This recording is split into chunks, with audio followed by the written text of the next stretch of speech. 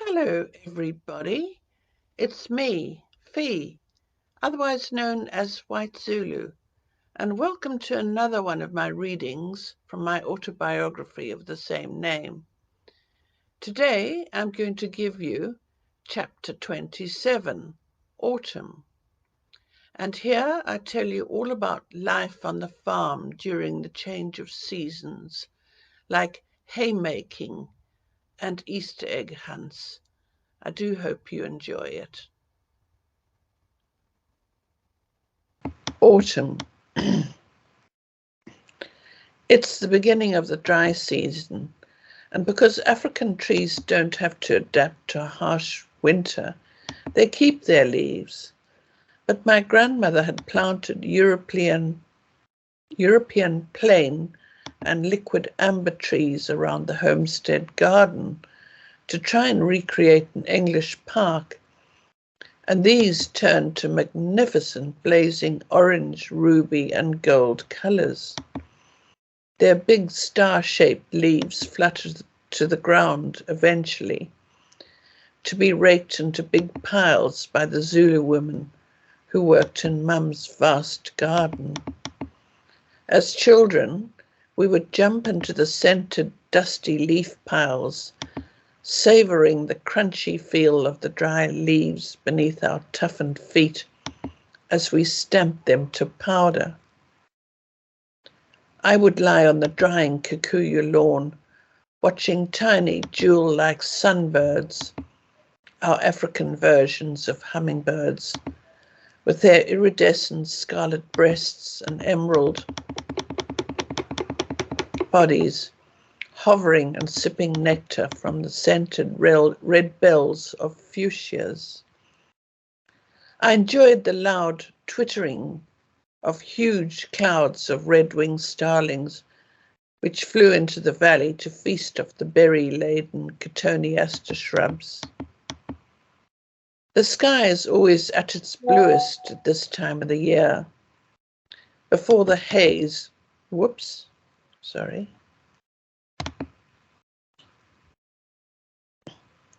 before the haze of bushfires which burn all through the winter, and dust storms turn a trapela wash and give us such spectacular sunsets. Haymaking was another pleasure. Late in the morning, after the dew had been burned off by the sun, my sister and I would run barefoot in the dust behind the teams of oxen as they were led at a leisurely pace up the sandy road to begin work. Every April, Dad got his labourers to mow the sweet, pale felt grass on the hillsides and stack it for winter feed for our cattle. 6 sweating oxen pulled the mower, and we knew all their names: Rooikap, Satan, Ubovu, Mbondo, Donsa, Omhlophe. We'd shout them out as they plodded across the hillside, led by Danda, one of the Zulu men, the other riding on the mower, sending the singing tip of his stockwhip to crack over their horns, urging them on. 2 oxen pulled the rake, and 4 more followed with the drag, a wooden 3-sided gate-like creation which my grandfather had constructed to scoop up the haycocks and take them to the main stack, where the rest of the men were lifting the hay with pitchforks.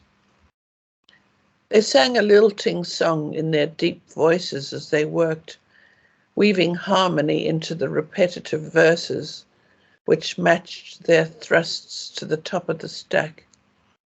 It was always hot and dusty, and we were allowed to ride on the drag, taking care to keep our fingers and bare feet away from getting severely pinched in the hinges which held the 3 sections together. Fragrant long grass mixed with papery, everlasting wildflowers and deliciously pungent khaki weed piled higher and higher in the drag, and it was our job to yell to Toto, leading the oxen, that the drag was full and it was time to head towards the main stack. Occasionally our legs got scratched by the thorns of bramble which grew in the long grass, seeded there by birds who fed on the succulent blackberries. On Easter Sunday morning, my sister and I would run into the garden after breakfast and hunt for the Easter eggs the bunny had brought. Mum told us to look in a border of scarlet canna lilies around the grass tennis court. And occasionally we'd find an overlooked tennis ball as well as the silver foil covered chocolate eggs.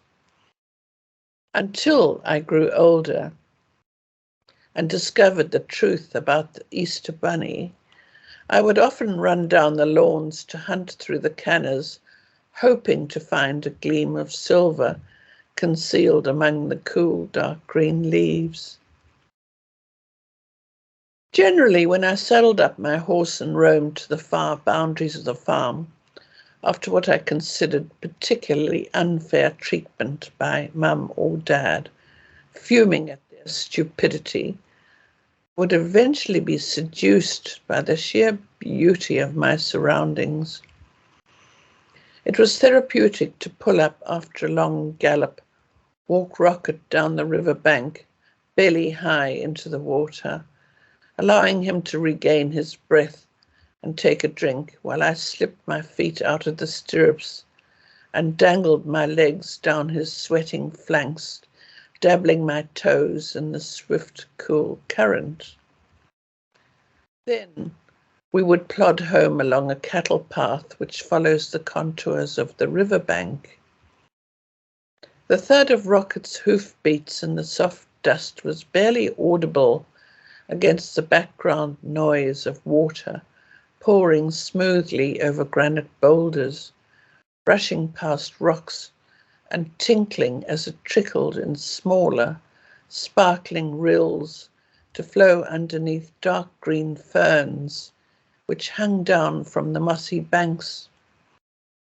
The river tumbled off the edge of a plateau in frothy white cascades to settle down, filling its rocky bed with pristine, crystal-clear water, and flowed the length of the farm along the valley floor, its right bank grassy and the left covered by bush. From the forest on the opposite bank, I heard the occasional gwai, gwai, gwai alarm calls from lime green Neisner lories, and caught a glimpse of a pair flapping from one tree branch to another, revealing for a moment a startling flash of bright scarlet beneath their broad wings. About the size of a toucan, they perched clumsily and rocked comically backwards and forwards, raising their bright green crests and cocking an eye exquisitely outlined in white at me. A flock of common waxbills erupted from the short brown grass next to the river. Next to our path. Tiny, smaller even than the English wren, they fed in vast numbers on fallen grass seeds, showing only their brown backs, and resembling nothing more than small dry brown leaves drifting across the dusty earth in a light breeze. When startled, the tiny birds whirred up in twittering cloud to perch, clinging sideways to dry grass stalks. Only then did they reveal their crimson faces and rose-coloured breast feathers. Blue-billed firefinches, a spectacular cherry red, apart from their speckled brown wings, joined these feeding parties. Such a flurry of bright red and brown exploding from our feet never failed to take my breath away. Although Rocket barely cast an ear, in their direction. What made him start snorting with alarm and enough head tossing to jingle his bit was a grey heron, which rose spectrally from the water's edge with a loud quack and glided into the air indignantly, its long legs trailing behind. The noise of the river drowned out the sound of our approach, allowing us to come within a few yards of a troop of baboons resting from the baking heat in the shade of a huge Natal fig tree growing on our side of the river. I pulled Rocket back and allowed him to drop his head, reins hanging loose as he pulled at tufts of sweet, pinkish brown felt grass at the path's edge, and I watched quietly, leaning comfortably back, one hand resting on his glossy brown rump and the other lightly on his neck, my fingers curled around the smooth, damp leather of his reins. We were hidden on our side of the tree in dapples of shade cast by the massive fig tree, whose gnarled and twisted roots grew right down to the water's edge, in and among boulders on the riverbank, excuse me, half exposed like great grey ropes. No matter how sour and resentful I felt, I had to laugh at the games the baby baboons played while their mothers dozed, heads nodding sleepily as they relaxed against the tree trunk. A little one swung from a low branch by his front paws. Another jumped up to grab his tail and hang there, followed by more and more until there was a bunch of babies swinging from one tail. When the first baboon let go, there'd be a soft whump as they fell gently onto the earth beneath the tree, sending up quite a puff of dust. Then they rolled around, play-biting, squealing in mock fright, and pouncing on one another to tumble around before racing off and up the tree again. I chuckled at this tranquil domestic scene and watched until Rocket grew restless, and I rode him away from the river and through a gully where, judging from the freshly ploughed effect on grassy slopes there, bush pigs had spent last night busily rooting for bulbs and insect larvae. Second time that afternoon, I was glad I hadn't brought the dogs. Apart from disturbing the baboon troop, they could never resist bush pig spoor, and once they'd scented them, went off for hours, deaf to my calls and whistles. I jogged home, released Rocket into his paddock, and stood and watched him roll, all four legs in the air as he writhed and twisted to ease the itch of sweat on his back. He got to his feet, front legs stuck out clownishly as he sat up like a dog, before he heaved himself to his feet and shook vigorously, sending clouds of reddish-brown dust flying off his coat. Then I walked barefoot up the sloping dirt track, which wound beneath a clump of massive gum trees to the cluster of round thatched mud huts, one of which was Locateer's. She was always ready to drop whatever she was doing to spend time with me. I stuck my head in through her open doorway and breathed in the atmosphere I knew so well, the ever-present scent of wood smoke from years of fires in the circle of large stones on the shiny floor in the middle of her hut. She and her daughter Bongi worked hard on that floor, spreading a mixture of wet cow dung and mud over the entire area, hands smoothing the paint-like mixture with their fingers and leaving it to dry. The effect was that of well-laid cement, and the pair of them polished it to high gloss with pads of sheepskin on their hands and knees, the same way the housemaids buffed our yellowwood floors with cobra floor shine. The wood smoke almost, but not quite, overwhelmed the scent of khaki weed, that deliciously pungent, medicinal-smelling herb with which Zulus stuff their sacking mattresses, along with dry hay cut from soft veld grass. It keeps fleas away, Lokatia said, and now and again we had an infestation in the farmhouse, usually after I'd smuggled a stable cat into my bedroom. I'd climb in through my window, clutching the struggling cat, plonk it on my bed and stroke it until the half-wild creature submitted and settled, purring and kneading my blanket, while the fleas leaped joyfully and unnoticed into my bedding.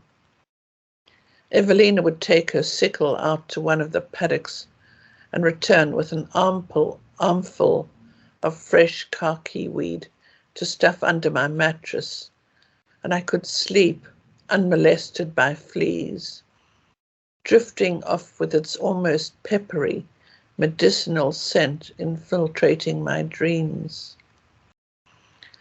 I sat with Lokatia on grass mats, our backs resting against her sun-baked mud wall, faces turned to the warmth of the late afternoon sun. We drank strong aromatic coffee out of enamel mugs, topped up with creamy milk and crunchy brown government sugar, and walked doorsteps of white bread into doughy sausage shapes. I'll try again. Sausage shapes. My hands still grimy with a combination of horse sweat and red dust.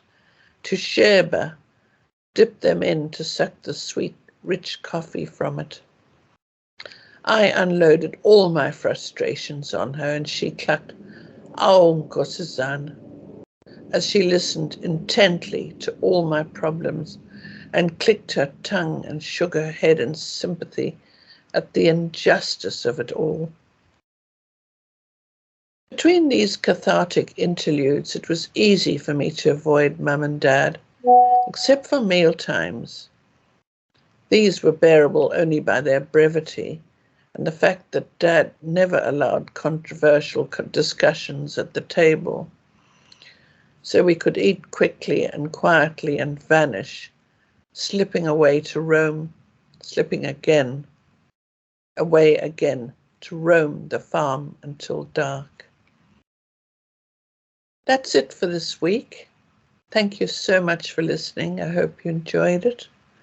There's more coming. And of course, I want to thank John Moslane for all his help in getting these videos made. And also, if you'd be interested in more information and plenty of photographs, visit my website, www.whitezulubook.com. Thanks so much for listening, and goodbye.